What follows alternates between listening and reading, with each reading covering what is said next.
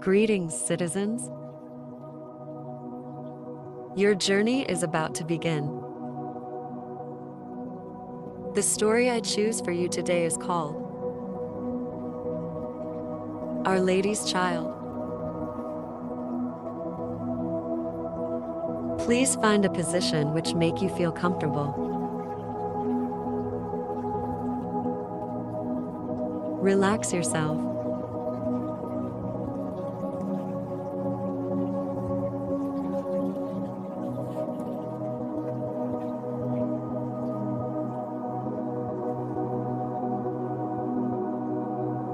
Hard by a great forest dwelt a woodcutter with his wife, who had an only child, a little girl 3 years old. They were so poor, however, that they no longer had daily bread and did not know how to get food for her. One morning, the woodcutter went out sorrowfully to his work in the forest, and while he was cutting wood,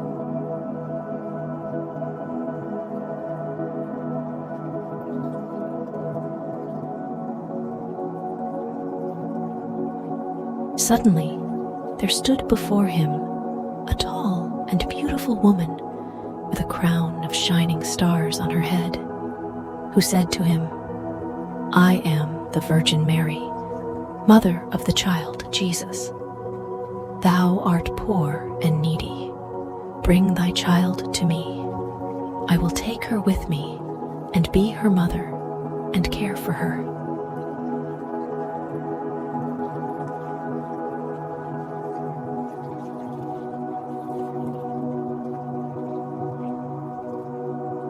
The woodcutter obeyed, brought his child, and gave her to the Virgin Mary, who took her up to heaven with her.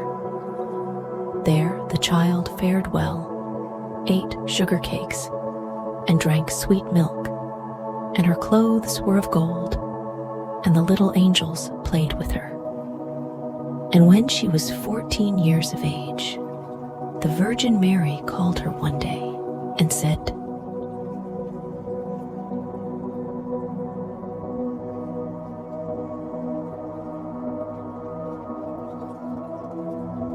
"Dear child, I am about to make a long journey, so take into thy keeping the keys of the 13 doors of heaven. 12 of these thou mayest open, and behold the glory which is within them. But the 13th, to which this little key belongs, is forbidden thee. Beware of opening it, or thou wilt bring misery on thyself."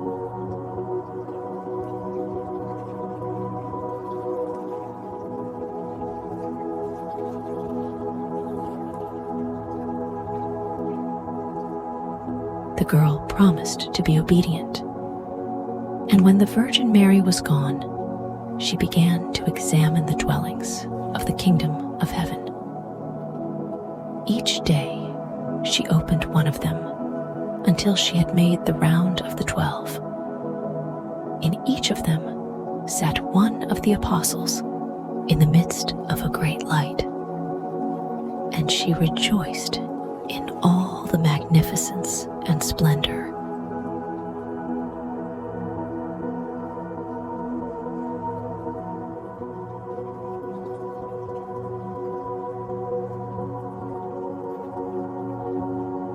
And the little angels who always accompanied her rejoiced with her. Then the forbidden door alone remained, and she felt a great desire to know what could be hidden behind it, and said to the angels, "I will not quite open it, and I will not go inside it, but I will unlock it so that we can just see a little through the opening."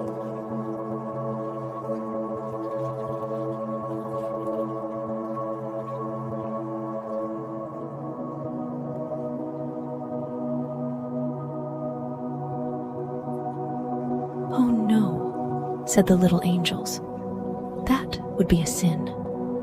The Virgin Mary has forbidden it, and it might easily cause thy unhappiness. Then she was silent, but the desire in her heart was not stilled, but gnawed there and tormented her, and let her have no rest. And once when the angels had all gone out, she thought,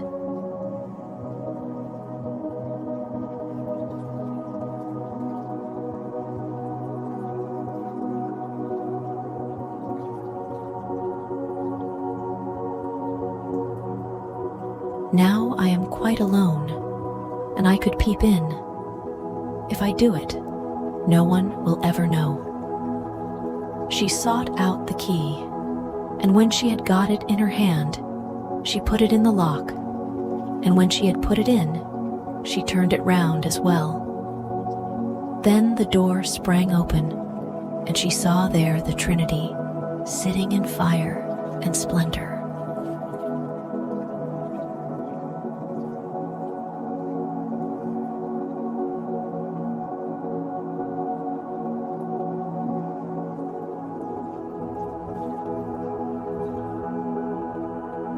She stayed there a while and looked at everything in amazement. Then she touched the light a little with her finger, and her finger became quite golden. Immediately, a great fear fell on her. She shut the door violently and ran away. Her terror, too, would not quit her, let her do what she might. And her heart beat continually and would not be still. The gold, too, stayed on her finger and would not go away. Let her rub it and wash it never so much.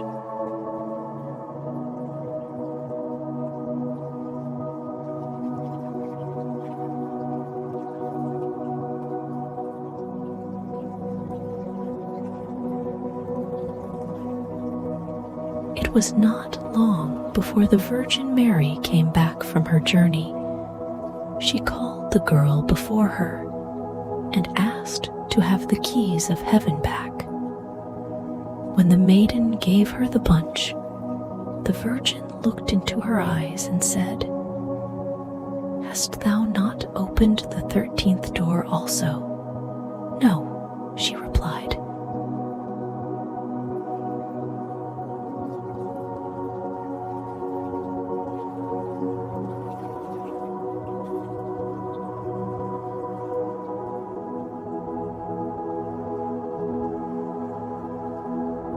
Then she laid her hand on the girl's heart and felt how it beat and beat, and saw right well that she had disobeyed her order and had opened the door. Then she said once again, "Art thou certain that thou hast not done it?" "Yes," said the girl for the second time.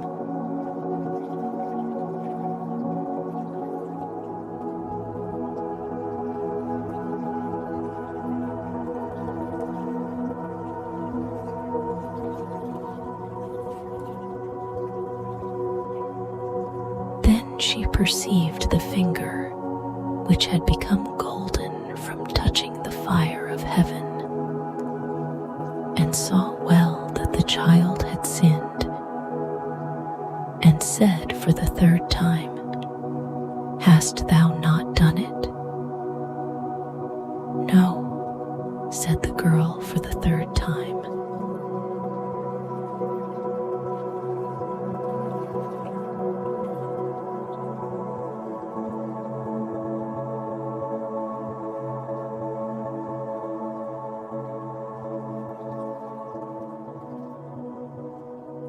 Said the Virgin Mary, "Thou hast not obeyed me, and besides that thou hast lied, thou art no longer worthy to be in heaven." Then the girl fell into a deep sleep, and when she awoke, she lay on the earth below, and in the midst of a wilderness. She wanted to cry out, but she could bring forth no sound.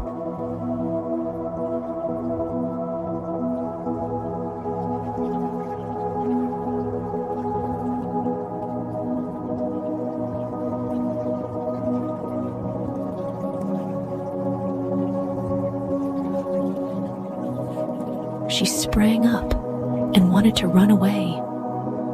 But whithersoever she turned herself, she was continually held back by thick hedges of thorns through which she could not break. In the desert in which she was imprisoned, there stood an old hollow tree, and this had to be her dwelling place.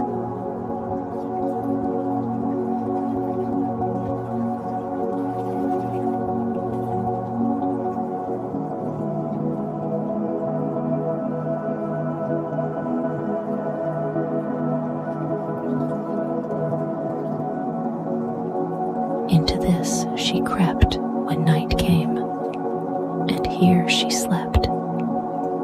Here, too, she found a shelter from storm and rain. But it was a miserable life, and bitterly did she weep when she remembered how happy she had been in heaven, and how the angels had played with her.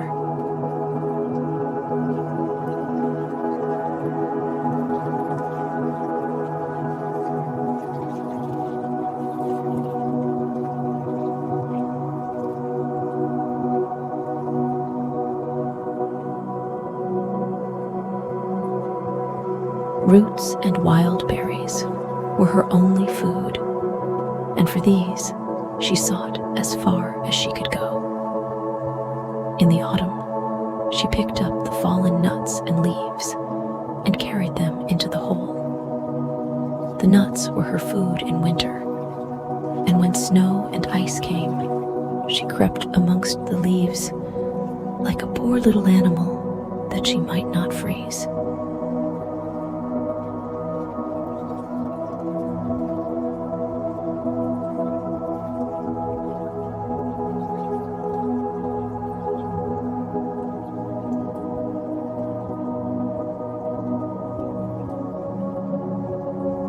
Before long, her clothes were all torn, and one bit of them after another fell off her. As soon, however, as the sun shone warm again, she went out and sat in front of the tree, and her long hair covered her on all sides like a mantle. Thus she sat year after year and felt the pain and the misery of the world.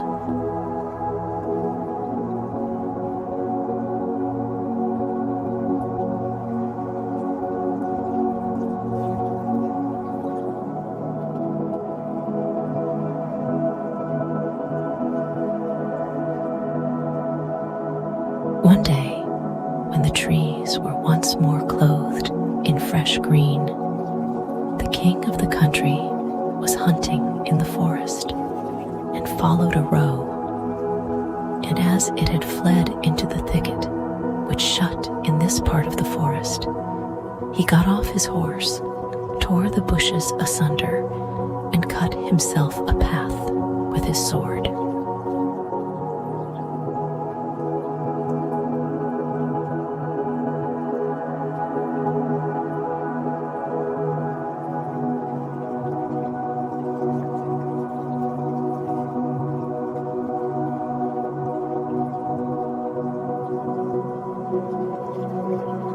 When he had at last forced his way through, he saw a wonderfully beautiful maiden sitting under the tree.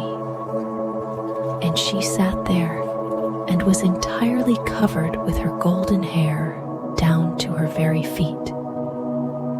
He stood still and looked at her full of surprise. Then he spoke to her and said,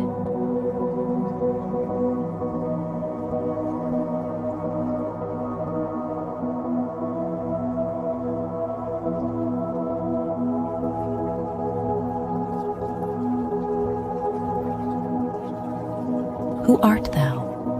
Why art thou sitting here in the wilderness?" But she gave no answer, for she could not open her mouth. The king continued, "Wilt thou go with me to my castle?" Then she just nodded her head a little. The king took her in his arms, carried her to his horse, and rode home with her.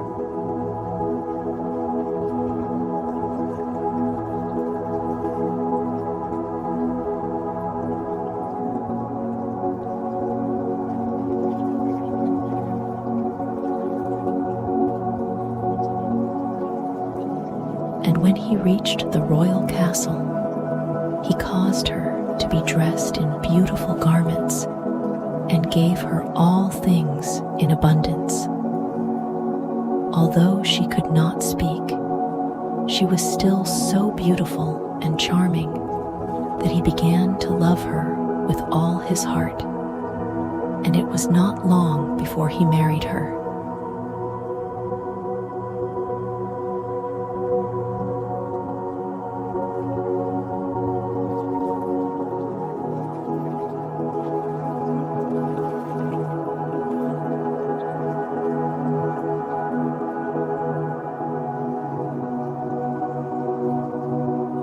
After a year or so had passed, the queen brought a son into the world. Thereupon, the Virgin Mary appeared to her in the night when she lay in her bed alone, and said, "If thou wilt tell the truth and confess that thou didst unlock the forbidden door, I will open thy mouth and give thee back thy speech."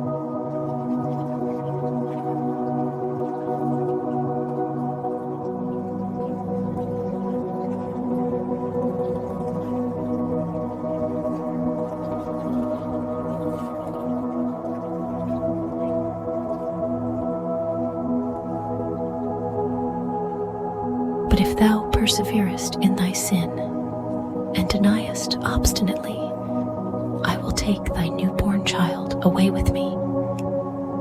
Then the queen was permitted to answer, but she remained hard and said, "No, I did not open the forbidden door." And the Virgin Mary took the newborn child from her arms and vanished with it.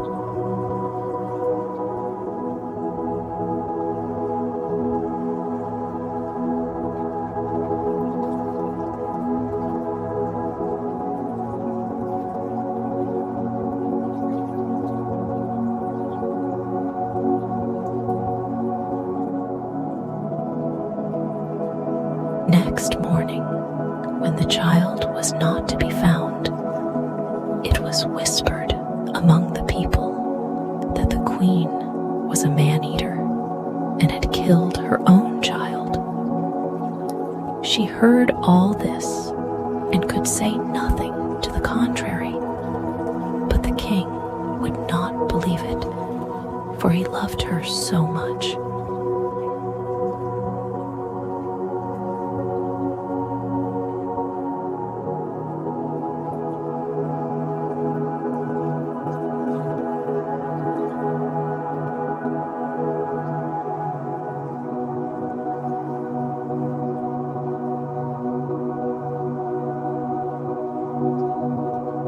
When a year had gone by, the queen again bore a son, and in the night the Virgin Mary again came to her and said, "If thou wilt confess that thou openedst the forbidden door, I will give thee thy child back and untie thy tongue. But if you continuest in sin and deniest it, I will take away with me this new child also."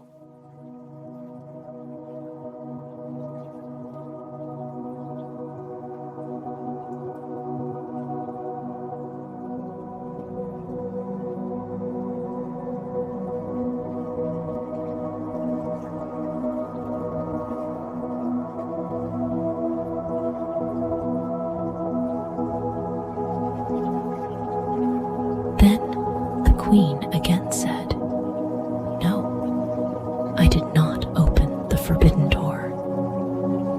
And the Virgin took the child out of her arms and away with her to heaven. Next morning, when this child also had disappeared, the people declared quite loudly that the queen had devoured it.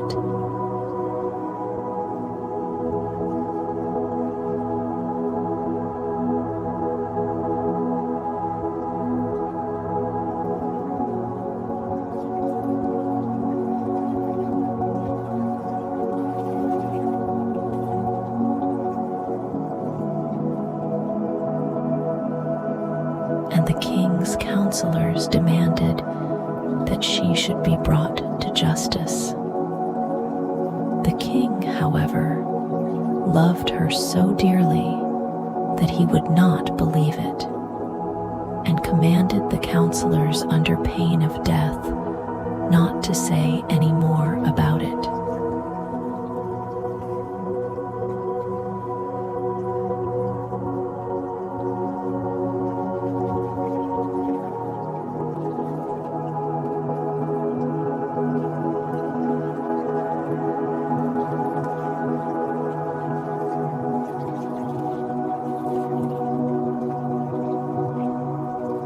The following year, the queen gave birth to a beautiful little daughter, and for the third time, the Virgin Mary appeared to her in the night and said, "Follow me." She took the queen by the hand and led her to heaven and showed her there her two eldest children, who smiled at her and were playing with the ball of the world.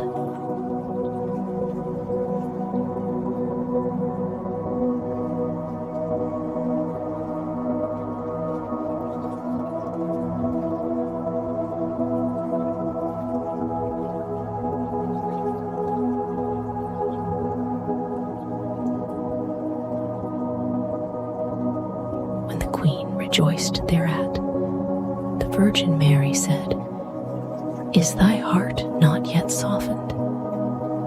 If thou wilt own that thou openedst the forbidden door, I will give thee back thy two little sons." But for the third time the queen answered, "No, I did not open the forbidden door." Then the Virgin let her sink down to earth once more, and took from her likewise her third child.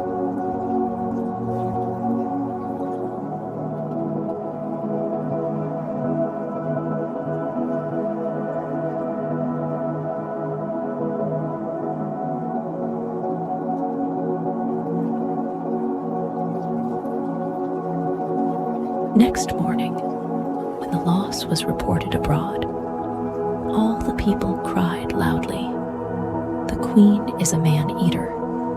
She must be judged." And the king was no longer able to restrain his counselors. Thereupon a trial was held, and as she could not answer and defend herself, she was condemned to be burnt alive.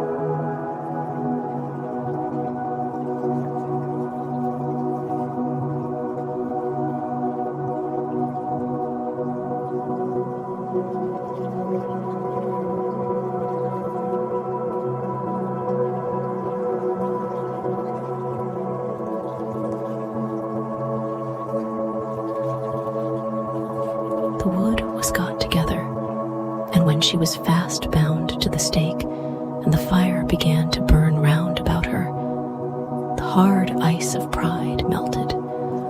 Her heart was moved by repentance, and she thought, "If I could but confess before my death that I opened the door." Then her voice came back to her, and she cried out loudly,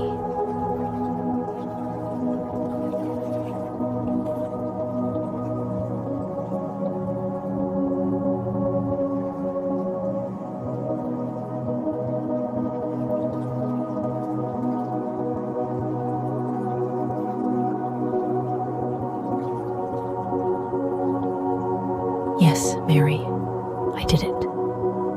And straightway rain fell from the sky and extinguished the flames of fire, and a light broke forth above her, and the Virgin Mary descended with the two little sons by her side and the new-born daughter in her arms. She spoke kindly to her and said, "He who repents his sin and acknowledges it is forgiven." Then she gave her the three children, untied her tongue, and granted her happiness for her whole life.